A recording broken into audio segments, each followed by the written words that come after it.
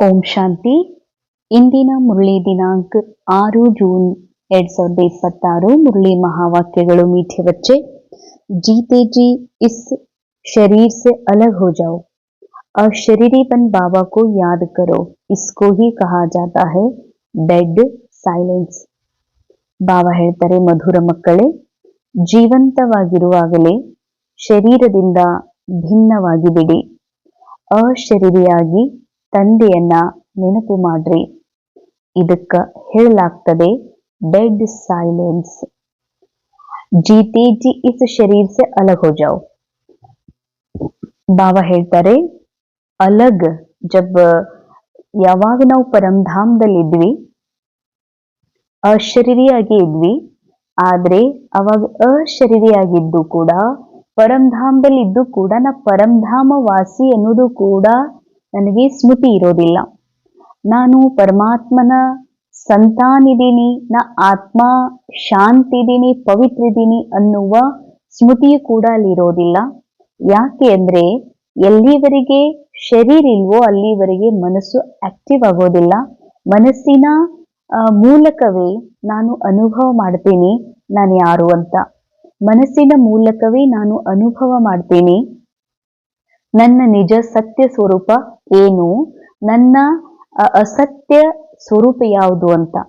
ಅಂದ ಮೇಲೆ ಈ ವಿಶ್ವನಾಟಕದಲ್ಲಿ ಈ ಸಮಯದಲ್ಲಿ ಯಾವುದು ಈ ಹಳೆಯ ದೇಹ ಇದೆ, ಇದೇ ದೇಹದಲ್ಲಿ ಇರುವಾಗ್ಲೇನೆ, ಜೀವಂತವಿರುವಾಗ್ಲೇನೆ ಮನಸ್ಸಿನ ಮೂಲಕ ಸತ್ಯ ಜ್ಞಾನದ ಆಧಾರದಿಂದ ಶರೀರದಿಂದ ಡಿಟ್ಯಾಚ್ ಆಗುವ, ಅಶರೀರಿಯಾಗುವ ಅಭ್ಯಾಸ ಮಾಡ್ರಿ.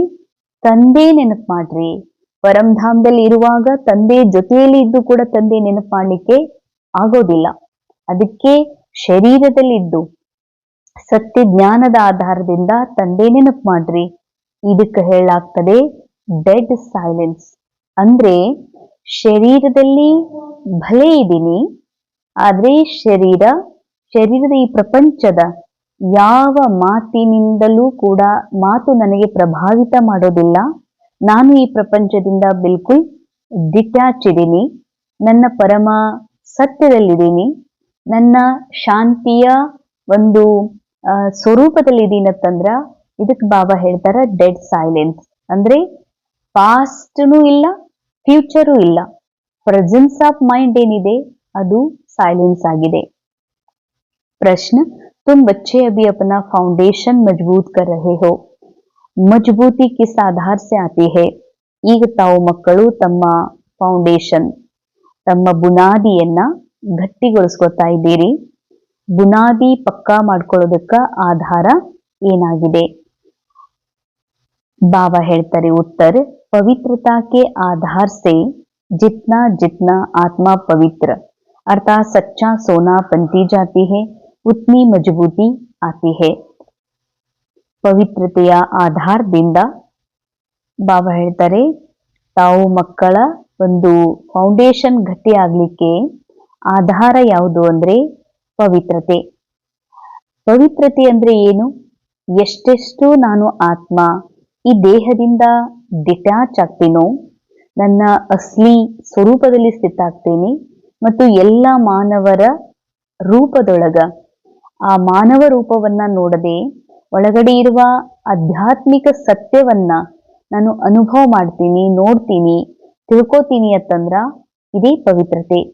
ಈ ಪವಿತ್ರತೆಯೇ ಈ ಒಂದು ಆಧ್ಯಾತ್ಮಿಕ ಜೀವನದ ಬುನಾದಿಗೆ, ಗಟ್ಟಿತನಕ್ಕೆ ಆಧಾರ ಆಗಿದೆ. जितना जितना आत्मा पवित्र अर्थात सच्चा सोना बनती जाती उतनी मजबूती आती है. ಎಷ್ಟೆಷ್ಟು ಆತ್ಮನಲ್ಲಿ, ಆತ್ಮ ಅಂದ್ರೆ ಮನಸ್ಸಿನಲ್ಲಿ ಪವಿತ್ರತೆಯು ಹೆಚ್ಚಾಗ್ತಾ ಹೋಗ್ತದ, ಆತ್ಮಬಲ ಹೆಚ್ಚಾಗ್ತಾ ಹೋಗ್ತದ, ದೇಹದಿಂದ ಡಿಟ್ಯಾಚ್ ಆಗುವಂತಹ ಒಂದು ಸಂಸ್ಕಾರ ಹೆಚ್ಚುತ್ತಾ ಹೋಗ್ತದೋ ಅಷ್ಟು ಸತ್ಯ ಶುದ್ಧ ಬಂಗಾರ ಆಗ್ತಾ ಹೋಗ್ತೀರಿ, ಗಟ್ಟಿತನ ಬರ್ತದೆ ಅಂತಾರೆ ಬಾಬಾ. बाबा अभी स्वराज्य का फाउंडेशन इतना मजबूत डालते जो आधा कल्प उस फाउंडेशन को कोई हिला नहीं सकता. अंडरलाइन. बहुत सुंदर महावाक्य. ಈ ಸಮಯದಲ್ಲಿ ಬಾಬಾ ಸ್ವರಾಜ್ಯದ ಫೌಂಡೇಶನ್ ಇಷ್ಟು ಗಟ್ಟಿ ಮಾಡಿಸ್ತಿದ್ದಾರಲ್ಲ, ಅರ್ಧ ಕಲ್ಪ ಈ ಫೌಂಡೇಶನ್ ಯಾವುದೇ ಕಾರಣಕ್ಕೂ ಅಲಗಾಡಬಾರ್ದು. ಅಂದ್ರೆ ಸ್ವರಾಜ್ಯದ ಫೌಂಡೇಶನ್ ಅಂದ್ರೆ ಆತ್ಮ ರಾಜ, ಆತ್ಮ ರಾಜನ ಒಂದು ಸ್ಮೃತಿಯಲ್ಲಿ ಈ ಮನಸ್ಸು ತನ್ನನ್ನು ಕೂಡ ಆತ್ಮಿಕ ಸತ್ಯ ಸ್ವರೂಪದಲ್ಲಿ ಸ್ಥಿತ ಆಗುವಂತಹ, ಯಾವುದೇ ಕಾರಣಕ್ಕೂ ಅರ್ಧ ಕಲ್ಪದವರೆಗೆ ನಾನು ದೇಹ, ನಾನು ಸ್ತ್ರೀ ಪುರುಷ ಎನ್ನುವ ಭಾನದೆಡೆಗೆ ಆಕರ್ಷಿತವಾಗದಂತಹ ಒಂದು ಪವಿತ್ರತೆ ಫೌಂಡೇಶನ್ ಏನಿದೆ ಅದು ಯಾರು ಅಲುಗಾಡಿಸ್ಲಿಕ್ಕೆ ಸಾಧ್ಯ ಇಲ್ಲ. ತುಮ್ಹಾರೆ ರಾಜ್ಯ ಕೋ ಕೋಯಿ ಛೀನ್ ನಹೀ ಸಕ್ತಾ. ನಾನು ಆತ್ಮ ಅನ್ನುವ, ನಾನು ಅವಿನಾಶಿ ಎನ್ನುವಂತಹ ಒಂದು ಸತ್ಯ ಸ್ವರೂಪ ಏನಿದೆ, ಇದು ರಾವಣನಾಗ್ಲಿ ಮಾಯೆಯಾಗ್ಲಿ ಬೇರೆ ಯಾರೇ ಆಗ್ಲಿ ಇದನ್ನು ಕಸ್ಕೊಳ್ಳಿಕ್ಕೆ ಎಂದಿಗೂ ಸಾಧ್ಯವಿಲ್ಲ ಅಂತ ಹೇಳ್ತಾರೆ ಬಾಬಾ. धारणे मुख्य सार ಮೊದಲನೇದು स्वराज्य लेने के लिए पवित्रता का फाउंडेशन अभी से ही मजबूत करना है. ಸ್ವರಾಜ್ಯವನ್ನ ಪಡೆಯಬೇಕು ಅಂದ್ರೆ ಪವಿತ್ರತೆಯ ಫೌಂಡೇಶನ್ ಈಗಿನಿಂದಲೇ ಪಕ್ಕಾ ಮಾಡ್ಕೊಡ್ರಿ.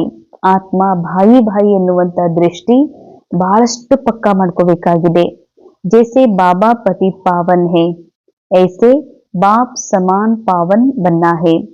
ಹೇಗೆ ಬಾಬಾ ಪತಿತ ಪಾವನರಾಗಿದ್ದಾರೆ ಅದೇ ರೀತಿ ತಾವು ಸಹ ತಂದೆ ಸಮಾನ ಪಾವನರು ಆಗಬೇಕಾಗಿದೆ. सेकेंड पॉइंट, अपने शांत स्वधर्म में स्थित रहना है.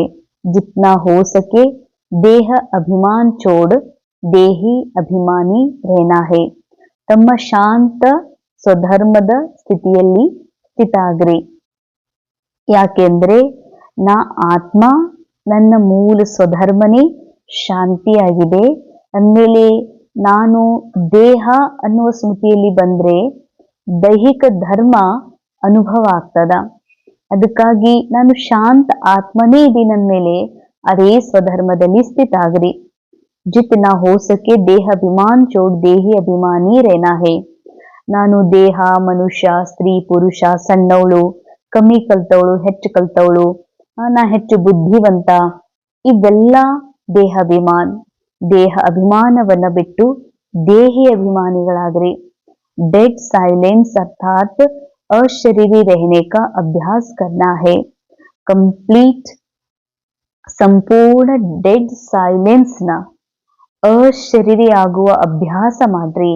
ಅಂದ್ರೆ ಶರೀರದಿಂದ ಪರೆ, ಹೇಗೆ ಪರಂಧಾಮದಲ್ಲಿ ನಾನು ಶರೀರ ರಹಿತಿದ್ನೋ ಶರೀರದಲ್ಲಿ ಇದ್ದೂ ಕೂಡ ಶರೀರ ರಹಿತ ಸ್ಥಿತಿಯ ಅನುಭವ ಮಾಡ್ರಿ ಅಂತಾರೆ ಬಾಬಾ. ಇದೇ ಡೆಡ್ ಸೈಲೆನ್ಸ್. वरदान, अन्य आत्माओं की सेवा के साथ साथ स्वयं की भी सेवा करने वाले सफलता मूर्त भव. अन्य ಆತ್ಮರ ಸೇವೆಯ ಜೊತೆ ಜೊತೆಗೆ ಸ್ವಯಂನ ಸೇವೆಯನ್ನ ಮಾಡುವಂತ ಸಫಲತಾ ಮೂರ್ತರು ಆಗ್ರಿ. सेवा में सफलता मूर्त बनना है तो दूसरों की सर्विस के साथ साथ अपनी भी सर्विस करो. ಸೇವೆಯಲ್ಲಿ ಸಫಲತಾ ಮೂರ್ತರಾಗಬೇಕು ಅಂದ್ರೆ ಅನ್ಯರ ಸೇವೆ ಭಲೆ ಮಾಡ್ರಿ, ಅದ್ರ ಜೊತೆ ಜೊತೆಯಲ್ಲಿ ಸ್ವಯಂನ ಆತ್ಮ ಡಿಟ್ಯಾಚ್ ಆಗುವಂತ ಸೇವೆಯನ್ನ ಮಾಡ್ರಿ. ಜಬ್ ಕೋಯಿ भी सर्विस पर जाते हो तो ऐसा समझो कि सर्विस के साथ साथ अपने भी पुराने संस्कारों का अंतिम संस्कार करते हैं. ಯಾವುದೇ ಒಂದು ತಾವು ಸೇವೆ ಮಾಡ್ತೀರಿ ಅಂತಂದ್ರ ತಿಳ್ಕೊಡ್ರಿ, ಸೇವೆ ಜೊತೆ ಜೊತೆಯಲ್ಲಿ ಹಳೆಯ ಸಂಸ್ಕಾರಗಳ ಅಂತಿಮ ಸಂಸ್ಕಾರ ಮಾಡ್ರಿ. जितना संस्कारों का संस्कार करेंगे उतना ही सत्कार मिलेगा. ಅಂಡರ್ಲೈನ್, ಬಹಳ ಸುಂದರ ಮಾತು. ಎಷ್ಟು ದೇಹಬಾನದ ಸಂಸ್ಕಾರಗಳಿದಾವ ಆ ಸಂಸ್ಕಾರಗಳ ಸಂಸ್ಕಾರ ಮಾಡ್ತೀರಿ, ಅಂತ್ಯ ಮಾಡ್ತೀರಿ, ಅಷ್ಟು ನಿಮಗೆ ಸತ್ಕಾರ ಸಿಗ್ತದೆ. ಸಭಿ ಆತ್ಮಾಯೇ ಆಪ್ಕೆ ಆಗೆ ಮನ್ಸೆ ನಮಸ್ಕಾರ ಕರೆಂಗಿ. ಯಾವಾಗ ನೀವು ಹಳೆಯ ದೇಹಬಾನದ ಸಂಸ್ಕಾರಗಳನ್ನ ಸಾಯಿಸ್ತೀರಿ ಅಷ್ಟಷ್ಟು ತಮ್ಮ ಎದುರುಗಡೆಗೆ ಅನೇಕ ಆತ್ಮರು ನಮಸ್ಕಾರ ಮಾಡ್ತಾರೆ.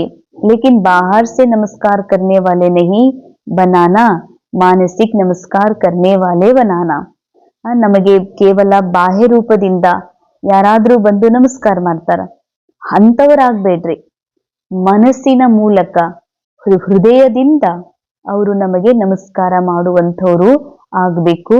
ಆ ರೀತಿ ತಾವು ಪಾತ್ರರು ಆಗ್ರಿ ಅಂತಾರೆ ಬಾಬಾ. ಸ್ಲೋಗನ್, बेहद की सेवा का लक्ष्य रखो तो हद के बंधन सब टूट जाएंगे. ಬೇಹದ್ದಿನ ಸೇವೆಯ ಲಕ್ಷ್ಯ ಇಟ್ಕೊಂಡಾಗ ಹದ್ದಿನ ಎಲ್ಲಾ ಬಂಧನಗಳು ಮುರಿದು ಹೋಗುತ್ತವೆ. अव्यक्त इशारे ज्वाला स्वरूप स्थिति में रहकर शक्तिशाली याद का अनुभव करो. ಜ್ವಾಲಾ ಸ್ವರೂಪ ಸ್ಥಿತಿಯಲ್ಲಿ ಸ್ಥಿತರಾಗಿ शक्तिशाली ನೆನಪಿನ अनुभव ಮಾಡ್ರಿ. जब तक आपकी याद ज्वाला रूप नहीं बनी है तब तक यह विनाश की ज्वाला भी संपूर्ण ज्वाला रूप नहीं लेती है.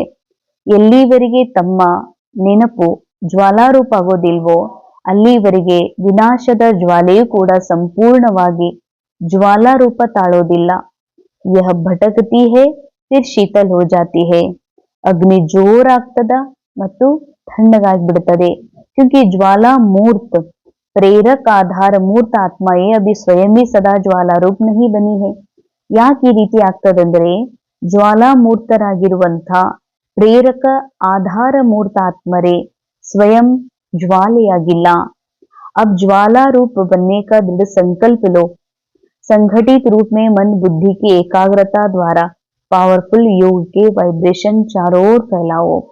ಈಗ ಜ್ವಾಲಾ ರೂಪರಾಗುವಂಥ ದೃಢ ಸಂಕಲ್ಪ ಮಾಡ್ರಿ.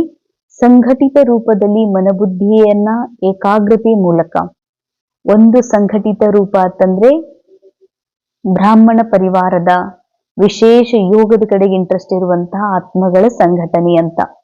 ಅದೇ ಸೂಕ್ಷ್ಮ ಅರ್ಥ ಹೇಳಬೇಕು ಅಂತಂದ್ರೆ ಮನಸ್ಸು ನಾ ಆತ್ಮ ರಾಜ, ಮನಸ್ಸು ಬುದ್ಧಿ ಸಂಸ್ಕಾರ ಇವರೆಲ್ಲರ ಸಂಘಟಿತ ರೂಪದಿಂದ ಇವರೆಲ್ಲರ ಏಕಾಗ್ರತೆಯ ಮೂಲಕ ಒಂದು ಪವರ್ಫುಲ್ ಯೋಗದ ವೈಬ್ರೇಷನ್ ಎಲ್ಲಾ ಕಡೆಗೂ ಹರಡಿಸ್ರಿ. ಓಂ ಶಾಂತಿ. ಇಂದಿನ ಮುರಳಿಯ ಮಹಾವಾಕ್ಯಗಳ ಅನುಭವ ಮಾಡೋಣ. ತಮ್ಮನ್ನ ದೇಹರಹಿತ ಸ್ಥಿತಿಯಲ್ಲಿ ಸ್ಥಿತ ಮಾಡಿಕೊಳ್ಳ್ರಿ. ದೇಹದಲ್ಲಿ ಇದ್ದು ದೇಹದಿಂದ ಪರೆ, ಯಾಕೆಂದರೆ ನಾನು ದೇಹವಲ್ಲ, ದೇಹಾತೀತ ಅಶರೀರಿ ಆತ್ಮನಾಗಿದ್ದೇನೆ.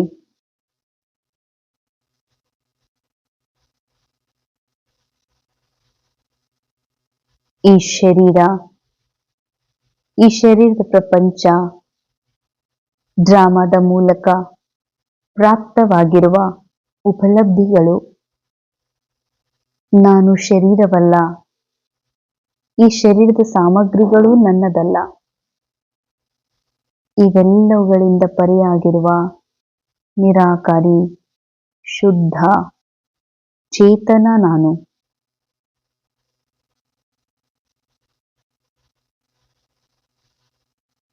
ನಾನು ಆತ್ಮ ಪರಂಧಾಮದಲ್ಲಿ